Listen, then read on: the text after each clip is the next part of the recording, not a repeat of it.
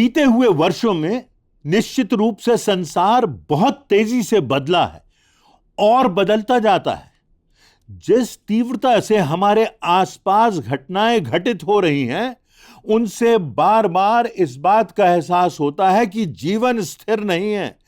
परिस्थितियां कब, कहां, किस दिन बदल जाएं, हम नहीं जानते। इन परिस्थितियों में जीवन की यात्रा में आगे बढ़ना जो अनिश्चित है, जिसमें हम नहीं जानते कल क्या होगा, हम कभी भी किसी भी मोड़ पर इस संसार से चले जाएंगे, या हम जो नहीं सोच रहे हैं अनापेक्षित वो घटित होगा। हमको कैसा जीवन जीना है, हमको सतर्क रहना है, हमको सजग रहना है, हमको जागते रहना है, जागृत अवस्था में रहना है, शारीरिक, मानसिक और आत्मिक रूप से।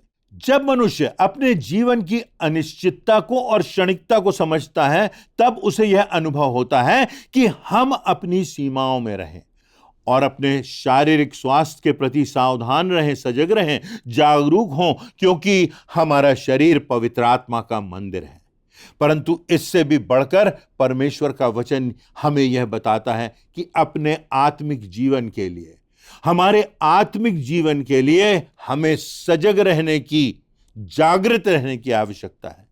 लूका रचित सुसमाचार के 21वें अध्याय की 36वीं आयत में प्रभु यीशु मसीह कहते हैं, इसलिए जागते रहो और हर समय प्रार्थना करते रहो कि तुम इन सब आने वाली घटनाओं से बचने और मनुष्य के पुत्र के सामने खड़े होने के योग्य बनो। आत्मिक रूप से सजग रहने की दिशा में आज हम कुछ बातों पर ध्यान देंगे, जिनका एहसास हमारे जीवनों में कभी कभी उतना नहीं होता और हम उनके प्रति उतने जागरूक नहीं होते। परंतु परमेश्वर के मार्ग में आगे बढ़ने के लिए हमें इस सतर्कता की और इस सजगता की आवश्यकता है। तो आज के संदेश में हम इन बातों पर चर्चा करेंगे। पहली बात हमें यह समझना है कि मनुष्य का जीवन क्षणिक है। मनुष्य के जीवन का और उसकी मृत्यु का उम्र से कोई वास्ता नहीं। हमें अक्सर ऐसा लगता है कि अरे अभी हमारे पास तो बहुत समय है, अरे अभी तो हम जवान हैं, अरे अभी तो हम स्वस्थ हैं, अरे अभी तो हमारे पास 15-20 वर्ष बचे हुए हैं। परंतु मनुष्य का जीवन जो है वो क्षणिक है। विशेषकर जब हम उसको आत्मिक परिदृश्य में, अनंत के परिदृश्य में देखें, तो हम जानते हैं कि इस संसार में हमारा जो जीवन है वो क्षणिक है। हमारी सांसें कब थम जाएंगी, हमारे हृदय की धड़कन कब ठहर जाएगी, हमारी जिंदगी इस संसार में कब समाप्त हो जाएगी, हम नहीं जानते। और इस विषय में परमेश्वर का वचन हमको बार बार स्मरण दिलाता है। प्रभु यीशु मसीह बार बार इस दिशा में संकेत करता है और यहां पर इसीलिए लिखा हुआ है कि सतर्क रहो, सजग रहो और उस समय के लिए तैयार रहो जब समय आएगा कि तुम प्रभु के सामने खड़े हो सको। अपने आप को इस योग्य बनाओ कि जीवन के अंतिम समय में भी तुम विश्वास योग्य ठहरो, क्योंकि तब हम मृत्यु को परास्त कर सकेंगे। तब मृत्यु का कोई भय हमारी जिंदगी में नहीं रहेगा, क्योंकि हम एक वृहद जीवन में प्रवेश करेंगे। हमारा जीवन कभी समाप्त नहीं होगा। हम एक अध्याय से दूसरे अध्याय में, जो कि कहीं अधिक वृहद है, जो परमेश्वर का धाम है, वहां हम प्रवेश कर सकेंगे। इस बात की निश्चितता हमको बार बार परमेश्वर के वचनों में, बाइबल में मिलती है। बाइबल में जीवन की तुलना बहुत सी ऐसी बातों से की गई है जो क्षणिक है। बाइबल में मनुष्य के जीवन की तुलना छाया से की गई है। सभोपदेशक की पुस्तक के 6वें अध्याय की 12वीं आयत में लिखा है, क्योंकि मनुष्य के क्षणिक व्यर्थ जीवन में जो वह परछाई की नाई बिताता है, जो छाया की नाई बिताता है, जीवन की तुलना वाष्प से की गई है, भाप से की गई है। याकूब के पत्र के 4 अध्याय की 14वीं आयत में लिखा है, सुन तो लो, तुम्हारा जीवन है ही क्या, तुम तो मानो भाप के समान हो, जो थोड़ी देर के लिए दिखाई देती है फिर लोप हो जाती है। मनुष्य के जीवन की तुलना घास से की गई है। पहला पत्रस उसके 1 अध्याय की 24वीं आयत में लिखा है, क्योंकि हर एक प्राणी घास के समान है, उसकी सारी शोभा घास के फूल की नाई है, घास सूख जाती है और फूल झड़ जाता है। मनुष्य की तुलना वायु से की गई है। अय्यूब की पुस्तक के 7वें अध्याय की 7वीं आयत में लिखा है, याद कर कि मेरा जीवन वायु जैसा ही है और मैं अपनी आंखों से कल्याण कहो फिर ना देखूं। बाइबल यह आयतों में हमें बताती है, सिखाती है कि हम इस बात को स्मरण रखें कि जीवन संक्षिप्त है। 21 जुलाई 1969 को जब नील आर्मस्ट्रॉन्ग और एल्विन एल्ड्रिन चंद्रमा की सतह पर पहुंचे तो संसार के इतिहास की अद्भुत घटना थी। चंद्रमा की सतह से जब उन्होंने पृथ्वी को देखा तो उन्हें एक नीले रंग का सामान्य सा पिंड, एक गोला दिखाई दिया। जो अब चारों तरफ उन्होंने मुड़ करके देखा तो हजारों लाखों तारे दिखाई दिए और वे परमेश्वर की अद्भुत सृष्टि को देखकर आश्चर्य में भर गए।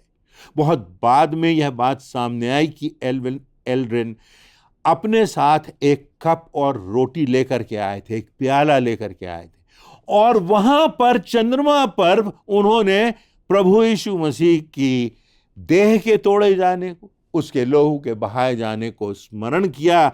और वहां पर जब मानव ने चंद्रमा पर पहला कदम रखा तो प्रभु यीशु मसीह को धन्यवाद दिया, परमेश्वर को धन्यवाद दिया, उसके बलिदान को स्मरण किया और तब वहां पर उन्होंने उस प्रभु भोज में भाग लिया जिसे प्रभु यीशु मसीह ने ठहराया है।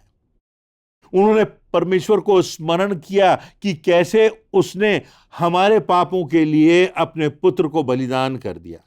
कभी सामान्य आंखों से थोड़े से तारे दिखाई देते हैं, फिर उसके बाद टेलीस्कोप आया जिसके की कारण हमें कई गैलेक्सीज दिखाई देते हैं। इतने तारे हैं जिनको गिनना कठिन है। वैज्ञानिकों के अनुसार 10,000 करोड़ तारों की एक गैलेक्सी होती है और अब तक ऐसी 10,000 से अधिक गैलेक्सीज का पता चल चुका है। जब हम सृष्टिकर्ता को इस अद्भुत सृष्टि के परिप्रेक्ष्य में, अनंत के परिप्रेक्ष्य में देखते हैं और तब स्वयं को देखते हैं तो हमें इस बात का एहसास होता है कि हमारा जीवन है ही क्या, भाप है, ढलती हुई छाया है, सूखती हुई घास है, बूंद है जो कुछ समय के लिए है। वह हमारा सृष्टिकर्ता है, वह हमारा स्वामी है, वही आदि है, वही अनंत है और प्रभु यीशु मसीह के द्वारा उसने हमें यह संबंध बनाने का अवसर दिया है कि वह हमारा पिता हो। हम उसे हे पिता और हे अब्बा कह करके पुकार सकें और वो संबंध स्थापित कर सकें जो एक अंतरंग संबंध, गहन संबंध पिता और बेटे का होता है। परमेश्वर चाहता है कि अपनी जिंदगी को जो सीमित है, संक्षिप्त है, हम उसके हाथों में दे दें ताकि हमारी आत्मा अनंत के लिए सुरक्षित हो जाए, क्योंकि आत्मा कभी मरेगी नहीं।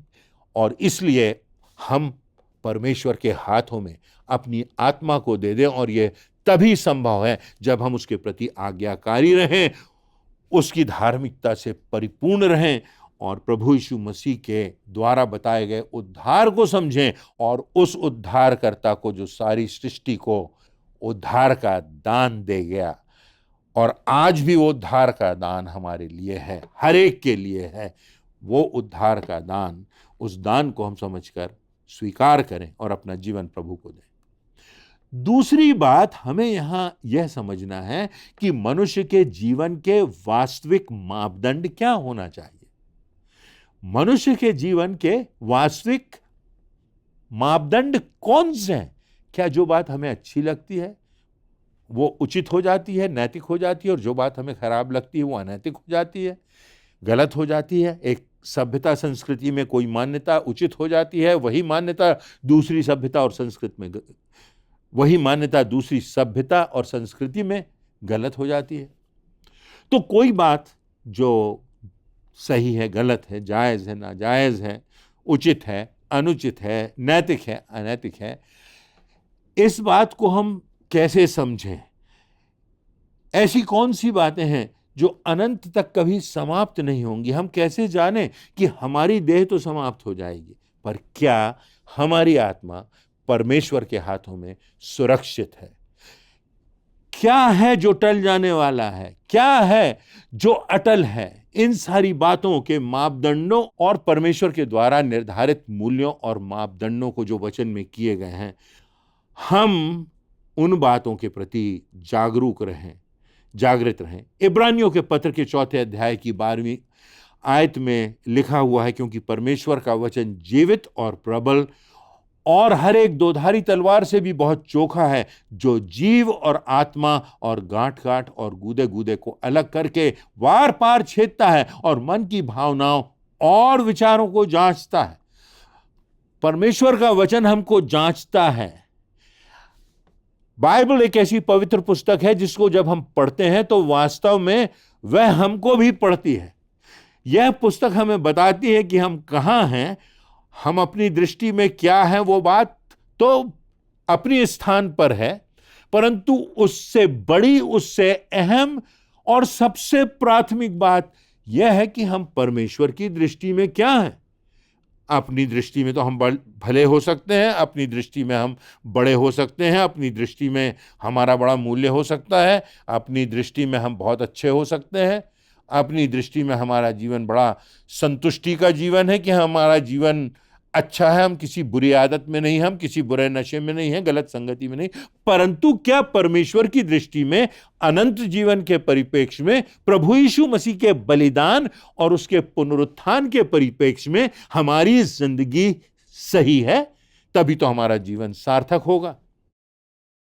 परमेश्वर का वचन हमें बताता है कि प्रभु यीशु मसीह संसार में आए और जब स्वर्ग छोड़कर इस धरा पर आए तो इसलिए नहीं आए कि हम एक नेक इंसान बने, इसलिए आए कि हमारी आत्मा को उद्धार प्राप्त हो, हमारे पापों को क्षमा मिले और परमेश्वर पिता के स्वरूप को हम देख सकें, और अपने आत्मा को बचाने के लिए कि जब हम इस संसार से विदा हों तो निश्चितता से विदा हों कि हम परमेश्वर के धाम में पहुंच सकेंगे। हमारी आत्मा सुरक्षित है परमेश्वर के हाथों में, और वहां हमें भरपूर शांति और भरपूर आनंद का जीवन मिलेगा, और हमें जो वास्तव में मोक्ष से जो उद्धार है वो प्राप्त होगा।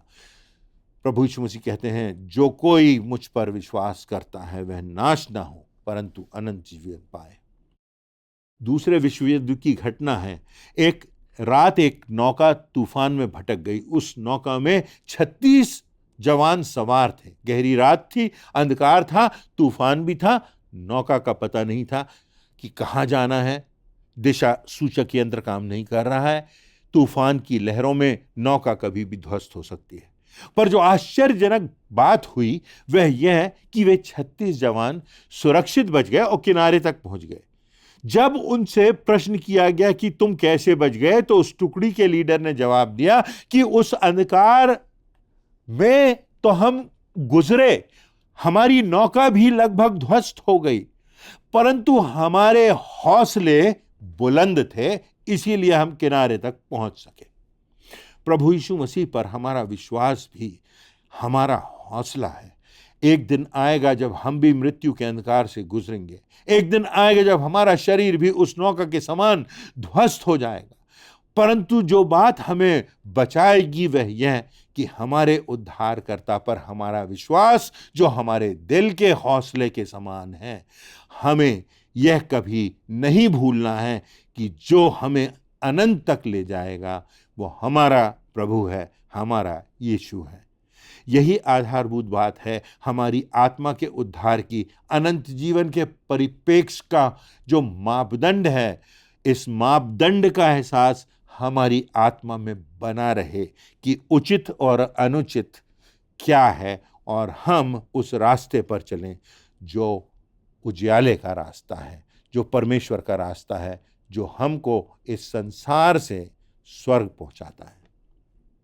इसी संदर्भ में तीसरी और बहुत प्रमुख बात वह यह है कि अपनी जिंदगी के अहम निर्णय के प्रति हम सजग रहें। यूहन्ना रचित सुसमाचार के 14वें अध्याय की 4 और 5वीं आयतों में एक घटना का वर्णन है। प्रभु यीशु मसीह अपने चेलों के साथ हैं और तब थोमा उससे प्रश्न करता है कि हम मार्ग को कैसे जाने, जीवन के सही रास्ते को हम कैसे जाने। कितना सार्थक प्रश्न है। हमारी जिंदगी में क्या हम यह प्रश्न करते हैं कि हम अपने आप को जाने कि हम कहां हैं? काश आज इस वचन की चुनौती से जो परमेश्वर की ओर से है, हम ठहर जाएं और संसार के सब बातों से मुक्त होकर परमेश्वर की ओर देखें और तब अनंत के परिप्रेक्ष्य में इस बात को देखें, हम कहां हैं? हम क्या सही रास्ते पर हैं? क्या हमें इस बात की निश्चितता है? क्या हमें पहचान है उस रास्ते की? क्या हमें पहचान है कि हम कहां हैं? तब प्रभु यीशु मसीह थोमा को इस प्रश्न के उत्तर में कहते हैं, जो संपूर्ण बाइबल का, परमेश्वर के वचन का केंद्रीय सत्य है। प्रभु यीशु मसीह थोमा से कहते हैं, मार्ग, सत्य और जीवन मैं ही हूं, बिना मेरे द्वारा कोई पिता के पास नहीं पहुंच सकता। यूहन्ना रचित सुसमाचार के 5वें अध्याय की 24वीं आयत में प्रभु यीशु मसीह कहते हैं, मैं तुमसे सच सच कहता हूं कि मेरा वचन सुनकर मेरे भेजने वाले की जो प्रतीति करता है, अनंत जीवन उसका है और उस पर कोई दंड की आज्ञा नहीं होती, परंतु वह मृत्यु से पार होकर जीवन में प्रवेश कर चुका है। हम अनंत जीवन में प्रवेश कर चुके हैं यदि हमने उस प्रभु को, जिससे हमें उद्धार मिलता है, उसको हमने पहचाना है, जाना है, अपना जीवन उसे दिया है। जो उसका अनुगमन कर रहे हैं उन पर दंड की आज्ञा नहीं, उन पर परमेश्वर का अनुग्रह है, उन पर प्रभु यीशु मसीह की धार्मिकता का कवच है। मत्ती रचित सुसमाचार के 7वें अध्याय की 13वीं और 14वीं आयत में प्रभु यीशु मसीह कहते हैं, सकेत फाटक से प्रवेश करो, क्योंकि चौड़ा है वह फाटक और चाकल है वह मार्ग जो विनाश को पहुंचाता है, और बहुतेरे हैं जो उससे प्रवेश करते हैं। क्योंकि सकेत है वह फाटक और सकरा है वह मार्ग जो जीवन को पहुंचाता है, और थोड़े हैं जो उसे पाते हैं। इस आयत में इस बात का वर्णन किया गया है कि संसार में दो मार्ग हैं। एक चौड़ा मार्ग है जो संसार का रास्ता है, सांसारिकता का रास्ता है, सामान्य रास्ता है, आसान है, समझौतों का रास्ता है, परंतु इस रास्ते में जो मंजिल है वो अनंत विनाश की है। परंतु वह मार्ग जो सकरा है, जो कठिनाइयों से भरा है, जिस पर बहुत थोड़े चलते हैं, वही मार्ग है जो परमेश्वर का मार्ग है। वही मार्ग है जो सकरा मार्ग अनंत जीवन की ओर जाता है, जो इस संसार के बाद हमारी आत्मा को अनंत में प्रवेश कराता है। और यह प्रभु यीशु मसीह का मार्ग है, और लिखा है, थोड़े हैं जो उसे पाते हैं। नीति वचन की पुस्तक के 14वें अध्याय की 12वीं आयत में बहुत प्रमुख बात लिखी हुई है। मैं चाहता हूं आप इस बात पर ध्यान दें।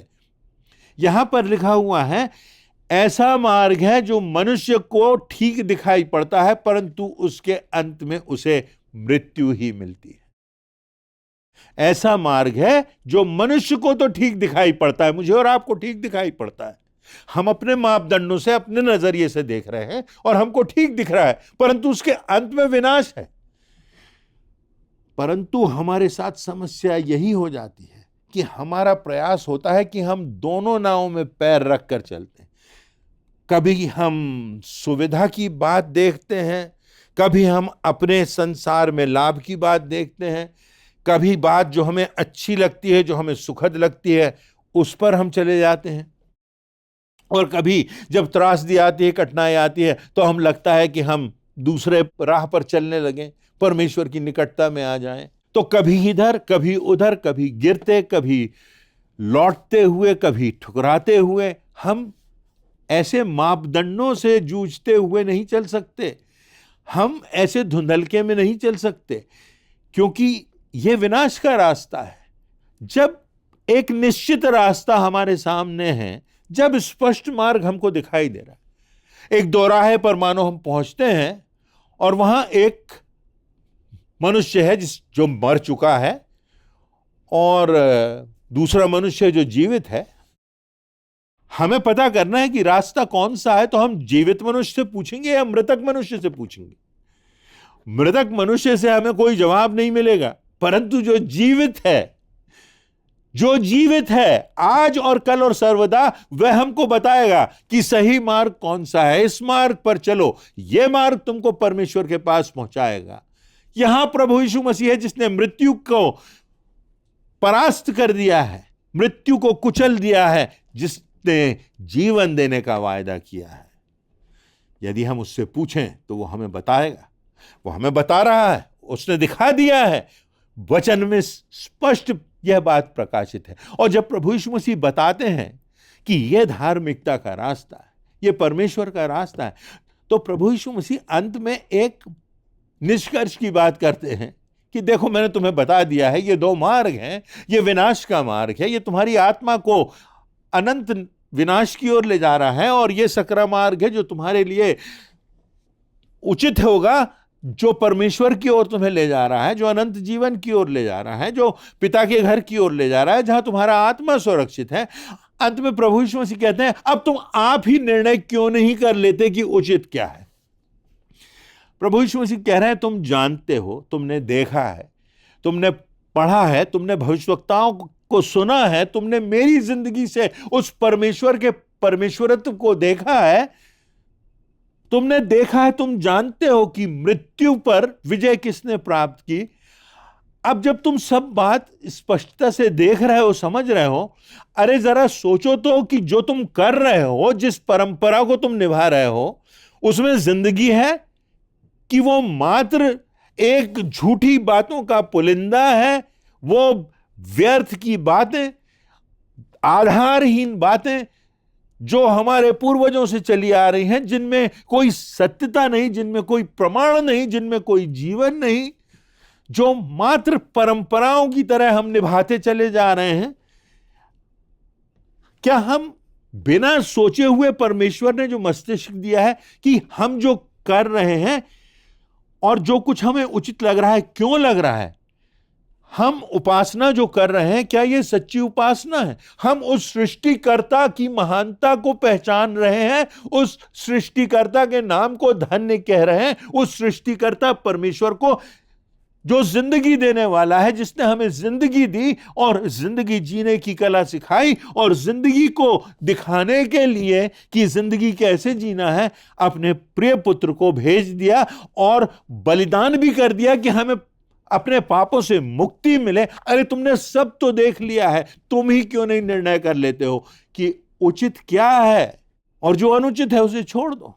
एक घटना है, सच्ची घटना, इंग्लैंड के पर्वतारोहियों की। एक टोली माउंट एवरेस्ट पर पहुंचने के इरादे से अपनी यात्रा प्रारंभ करती है। यात्रा कठिन होती है, ऊंचाइयों पर रास्ता और कठिन हो जाता है।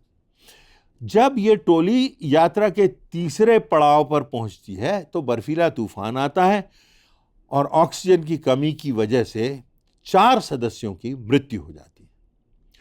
उन्हें माउंट एवरेस्ट के आधे रास्ते से उन 4 लाशों को लेकर के इंग्लैंड की वो टुकड़ी वापस लौट आती है। इंग्लैंड के एक मशहूर हॉल में इन 4 मृतक लोगों के समापन की, उनकी फ्यूनरल की विधि चल रही है। हजारों लोग वहां उपस्थित हैं। उस टुकड़ी के लीडर से कहा गया, उसके कैप्टन से कहा गया कि आकर कुछ कहे, अपने इस दर्द भरे एहसास से, अनुभव से गुजरते हुए कुछ कहे जो सामयिक हो, जो सार्थक हो, जो प्रेरणादायक हो कि इस त्रासदी से तुमने और मैंने क्या सीखा। तुम क्या कहोगे? तुम्हारे 4 साथियों की लाशें इन कफन बॉक्सेस में रखी हुई है। यह क्षण उस नायक के लिए कठिन था, उस लीडर के लिए कठिन था, उसका हृदय भारी था। तब वह अपना चेहरा माउंट एवरेस्ट की दिशा की ओर करता है और कहता है, जिसे हजारों लोग सुनते हैं, कह रहा है, माउंट एवरेस्ट हम वापस आएंगे और एक दिन अपनी विजय पताका तुम पर लहराएंगे, क्योंकि हम में कुछ ऐसी बात है जो तुम में नहीं, और वह बात यह है कि हम बढ़ सकते हैं, हम बदल सकते हैं, हम ऊंचाइयों पर जा सकते हैं। तुम नहीं। माउंट एवरेस्ट तुम पर्वत हो, तुम बढ़ नहीं सकते, तुम में जिंदगी नहीं है, मगर हम में है और हम उससे जुड़े हुए हैं जिसने ये जीवन दिया है। हम मजबूत होकर के आएंगे, परिपक्व होकर के आएंगे। जुनून से भर करके आएंगे, क्योंकि वो जीवता परमेश्वर जीवित है, जिसने हमें क्षमता दी है कि हम बदल सकते हैं, ऊंचाइयों पर चढ़ सकते हैं, सही रास्ते पर चल सकते हैं, हमारे हौसले बुलंद हो सकते हैं। हमें परमेश्वर ने वो क्षमता दी है जो तुम्हें नहीं दी माउंट एवरेस्ट। इसलिए हम फिर निश्चितता से, विश्वास से कहते हैं कि हम आएंगे और अवरोधों और विषमताओं पर विजय प्राप्त करेंगे और अपनी विजय पताका लहराएंगे तुम्हारे शीर्ष पर।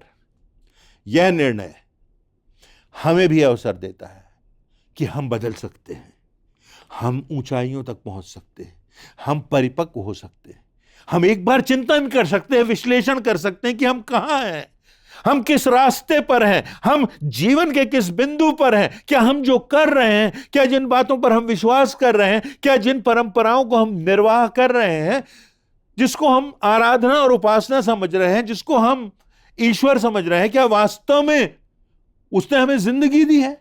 क्या वास्तव में वो सृष्टि करता है? क्या वास्तव में उस पर विश्वास करने से हमको नया जीवन मिलता है, हमारे पापों की क्षमा मिलती है, हमको सही और गलत, उचित और अनुचित की समझ मिलती है, हमको अनंत जीवन की निश्चितता मिलती है? हम देख तो लें कि हम कहां हैं, हमारा हृदय कहां है, कहीं हम इस धोखे में ना रह जाए कि हम तो सही हैं, परंतु आज अवसर है कि हम अपना परीक्षण करें, अपने मन का।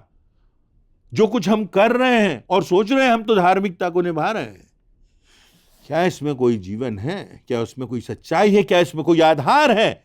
क्या यह सत्यता पर आधारित है? क्या इसके कोई जीवंत प्रमाण है? आज हमें अवसर है चिंतन करने का कि हम उस माउंट एवरेस्ट पर, जो हमारे जिंदगी की माउंट एवरेस्ट है, विजय पताका फहरा सकें। वो विजय पताका जो उद्धार की विजय पताका है, जो विश्वास की निश्चितता की विजय पताका है, जो अनंत जीवन की विजय पताका है, हम उस विजय पताका को, उस झंडे को लहरा सकें। जाने कि यही हमारी जिंदगी है, यही हमारे विजय का रास्ता है, इसी में जीवन है, इसी में सच्चाई है। क्या हमने अपनी जिंदगी में इस बात को सोचा है? आज परमेश्वर का वचन एक बार फिर मुझे और आपको चुनौती देता है कि ठहर जाएं, सोचें, विचार करें, जो हम कर रहे हैं सही कर रहे हैं। और आज अवसर है कि हम अपनी जिंदगी उस प्रभु यीशु मसीह के कदमों में ले आएं और अपना जीवन परमेश्वर के हाथों में समर्पित कर दें और कहें कि परमेश्वर, हम भविष्य को तो नहीं जानते, परंतु हम उसको जानते हैं जिसके हाथों में भविष्य है, हम उसको जानते हैं जिसके हाथों में विजय है। आज हम पराजित महसूस कर रहे हैं, पर हम जानते हैं उसको जिसके हाथों में विजय है। हम जानते हैं उसको जो हमारी इस निराशा को दूर कर सकता है, जिसके हाथों में आशा है, जिसमें प्रेरणा है, जिसमें उत्साह है, जिसमें मृत्यु का भय नहीं है। वो परमेश्वर हमको बुला रहा है, वो प्रभु यीशु मसीह हमको अपनी बाहें पसारे आज अपने आगोश में लेना चाह रहा है।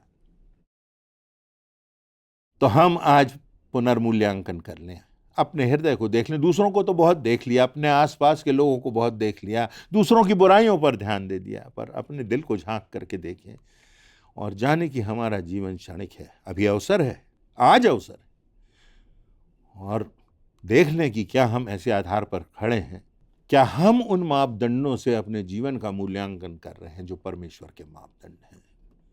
और आज जीवन में सही रास्ते पर आने का अवसर परमेश्वर हमको दे रहा है। क्या इस बात के लिए हम सजग हैं? क्या इस बात के लिए हम गंभीर हैं? या उस धन, दौलत, पद, प्रतिष्ठा, नाम की दौड़ में आज हम इस संसार में खो गए? हमारी पहचान तो संसार में बन गई है, पर परमेश्वर की दृष्टि में हम खो गए। आइए, आज अवसर है, आज हम सही रास्ते पर अपने कदमों को बढ़ाएं। परमेश्वर आपको आशीष दे।